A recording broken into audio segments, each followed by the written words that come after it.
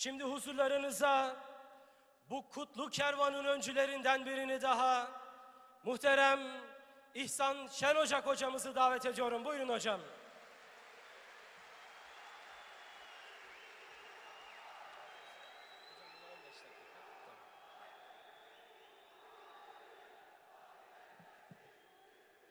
Bismillahirrahmanirrahim.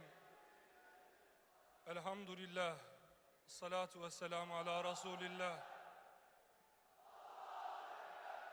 Şam'a, Kudüs'e,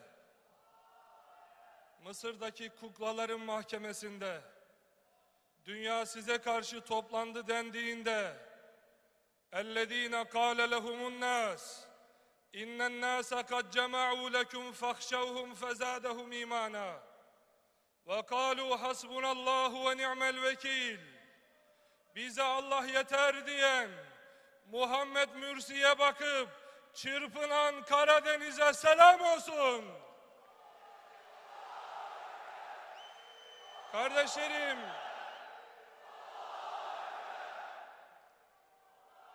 Rabiatül Adeviye Meydanı'nda erkekler evde otururken Hz. Muhammed Aleyhisselam'ın sancağı yere düşmeyecek diyen Esma'nın Mısır zindanındaki kardeşlerine bakıp çırpınan Anadolu'ya, Karadeniz'e, Trabzon'a selam olsun.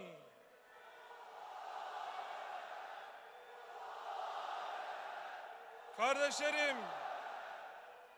Cuma'dan önce gelince tepeye çıktım. Ali Şükrü Bey'in kabrinde Fatiha okumaya çıktım. Tam 90 yıl önce toplandılar. Bu ümmete tarihin en büyük darbesini vurmak için bir araya geldiler. Kürsüde bir hoca vardı, Seyit Bey. Hilafeti kaldırmak için konuşuyor. Mahir İz Hoca hatıratında diyor ki, tam 15 defa o gün kürsüye Trabzonlu bir binbaşı çıktı.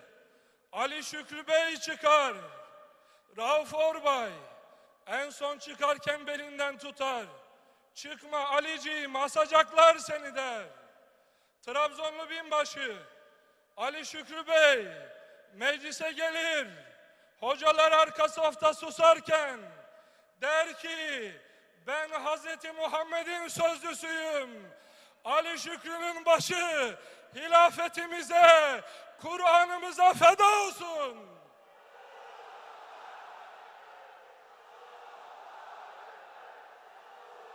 İşte bugün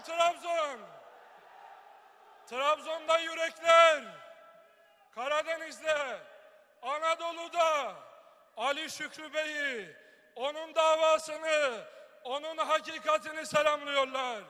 Ve diyorlar ki, ey Amerika, ey Batı, onun işbirlikçileri, sizin ne kadar silahınız, ne kadar gücünüz olsa da korkaklar için silah kaçarken ancak yük olur.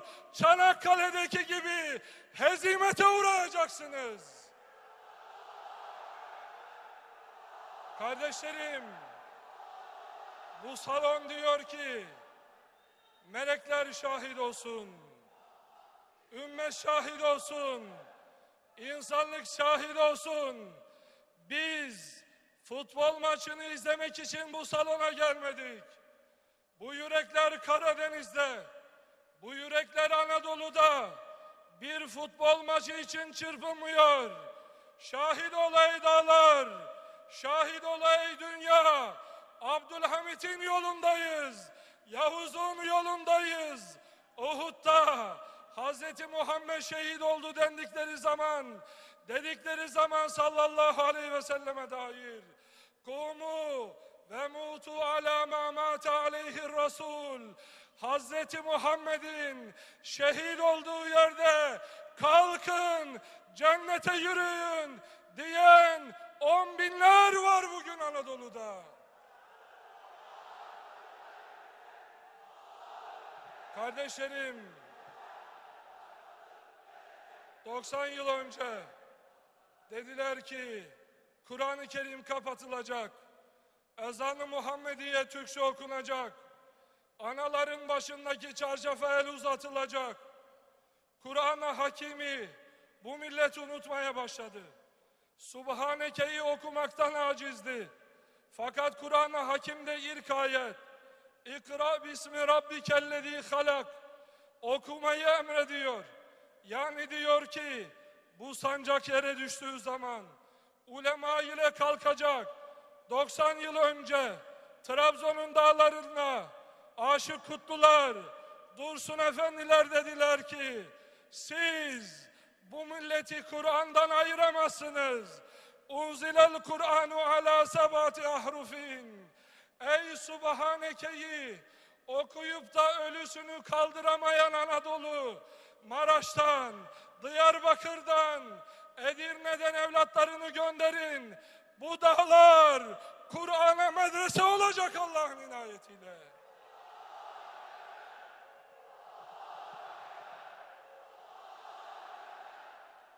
Ey dünya, dün sen 90 yıl önce işbirlikçilerinle bu aziz milleti nasıl Kur'an-ı Hakim'den, Hz. Muhammed Aleyhisselam'ın yolundan ayıramadıysan, işte burada Fatımalar, burada Muhammedler diyor ki, bizi Kur'an'dan ayıramayacaksınız.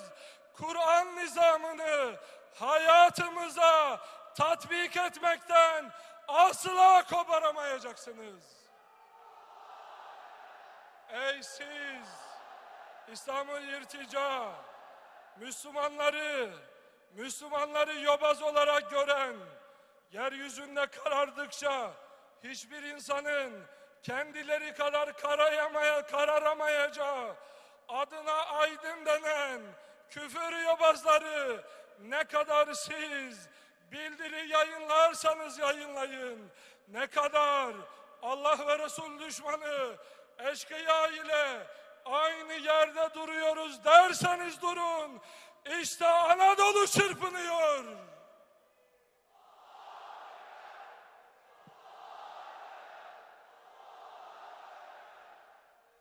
Kardeşlerim, hocalardan, hakikat ellerinden bu milleti aldatabilmek, uzaklaştırabilmek için filmler çevirdiler.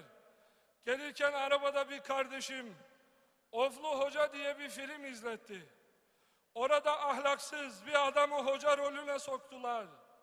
Hocaları ahlaksızlıkla anlatıyorlar. Oflu Hoca kimdir kardeşlerim? Kur'an-ı Hakim yasaklandığı zaman Of'un dağlarını medreseye çeviren Aşık Kutlu'dur Oflu Hoca. Dursun Efendi'dir Oflu Hoca. Oflu Hoca 12 Eylül'de askeri mahkemeye üzerindeki cübbesi, başındaki takkesi, elindeki tesbihiyle yürüyen Çeçenya'da Selim Han Yandarbiyeevlere kumandanlık yapan Mahmud Efendilerdir Oflu hocalar. Bu milletin hocaları zındıkaya karşı bu başımızdaki sarık ancak başımızla ayrılır diyen Bediüzzamanlardır bu milletin hocaları. Kardeşlerim, Efendimiz sallallahu aleyhi ve sellem ashab-ı kiramı ondan ayırabilmek, koparabilmek, Muhammed Aleyhisselam'ın olmadığı bir din oluşturmak için Bedir'e yürümüşlerdi. İslam'ı ortadan kaldırdılar, kaldıracaklardı. Abdurrahman bin Avf radıyallahu anh diyor ki, baktım sağımda bir delikanlı, solumda bir delikanlı. Biri eğildi dedi ki, amca Ebu Cehil'i tanıyor musun? وَمَا حَاجَتُكْ dedim. Senin ey çocuk Ebu Cehil'le ne işin olur? Solumda başka bir çocuk. O da dedi ki, amca Ebu Cehil'i tanıyor musun?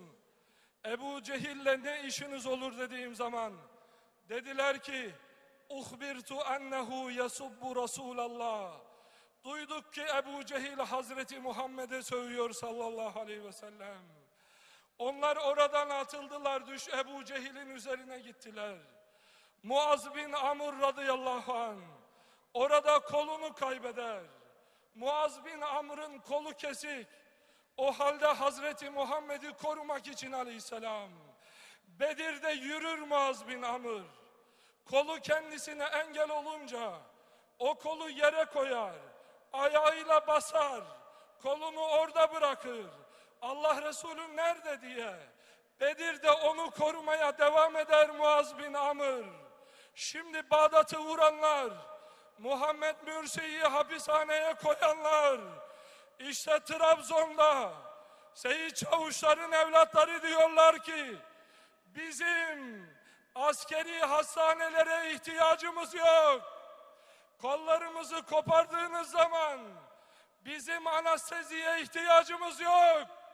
Biz eğer söz konusu Hazreti Muhammed'se kollarımızla, başımızla teferruattır ya Rabbi deriz.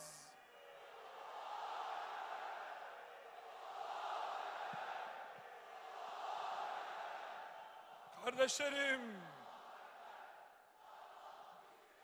söz konusu İslam'sa, söz konusu Allah Resulü'nün şerefi ise kolumuz anestesiye ihtiyaç duymaz, başımız duymaz.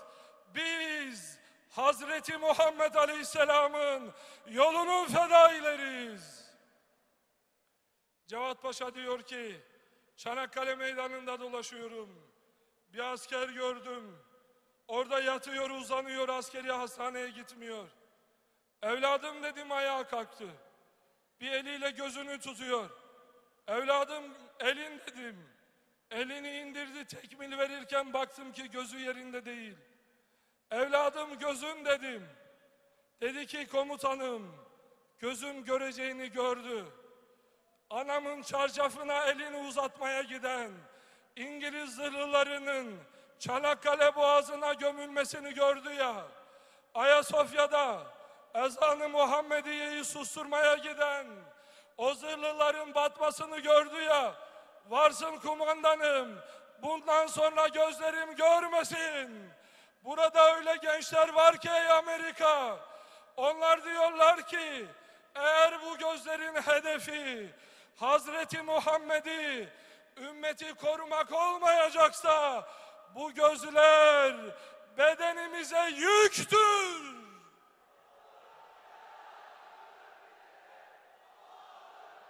Kardeşlerim, burada hanım kardeşlerim var.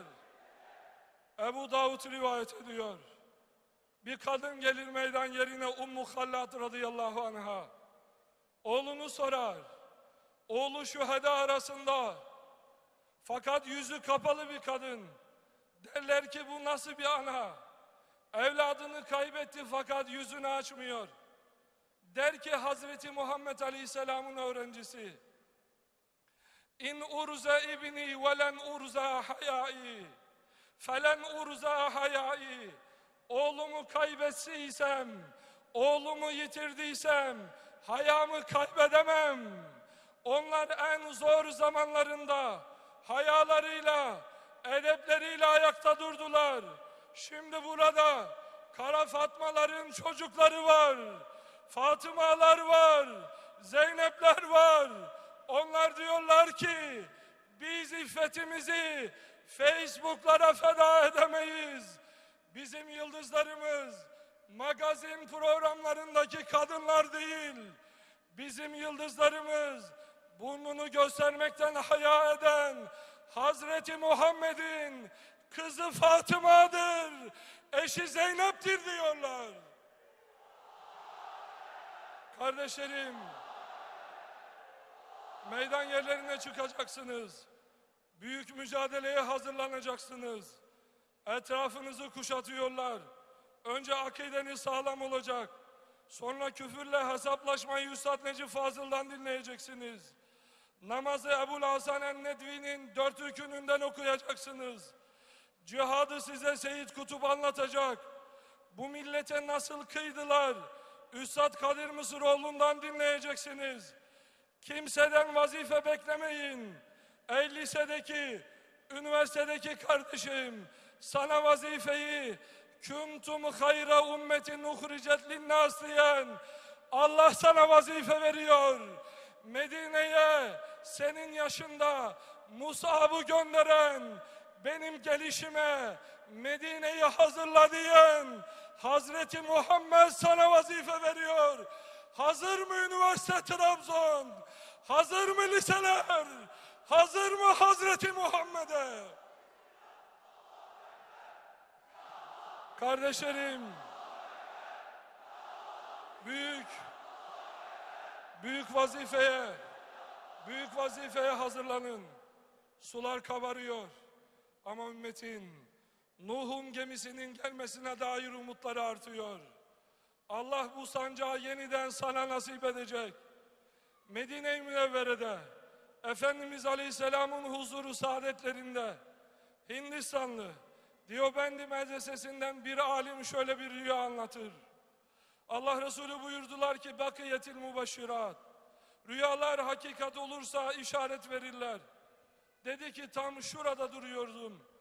Allah Resulü Aleyhisselam'ın kabrinin önünde. Efendimiz Aleyhisselam'ın kabrinin önünde Ebu Bekir'i gördüm radıyallahu anh. Bir sandukanın üzerinde oturuyor. Yanına birisi geldi. Ebu Bekir radıyallahu anh'a tekmil veriyor. Diyor ki askerler Kudüs'e kuzeyden çıkarma yapıyor. Deniz birliklerimiz Karadeniz'den çıkarma yapıyor. Hava birliklerimiz, Müslüman Türkler, Kürtler, Araplar birleştiler. Kudüs'e doğru gidiyorlar. Yaklaştım baktım. Dedim ki bu adam kim? Baktım ki Osmanlı evlatlarından birisi. Anladım ki Kudüs'ü yeniden kurtarırken kumandan Sultan Fatih'in evlatları olacak Allah'ın inayetiyle. Kardeşlerim, olacak Allah'ın inayetiyle. Ümmet size dua ediyor. Şam'ın yetimleri sizin yeniden devlet-i aliye adına ayağa kalkmanızı, ümmet adına kıyam etmenizi bekliyorlar. İttihad-ı İslam için buradayız demenizi bekliyorlar.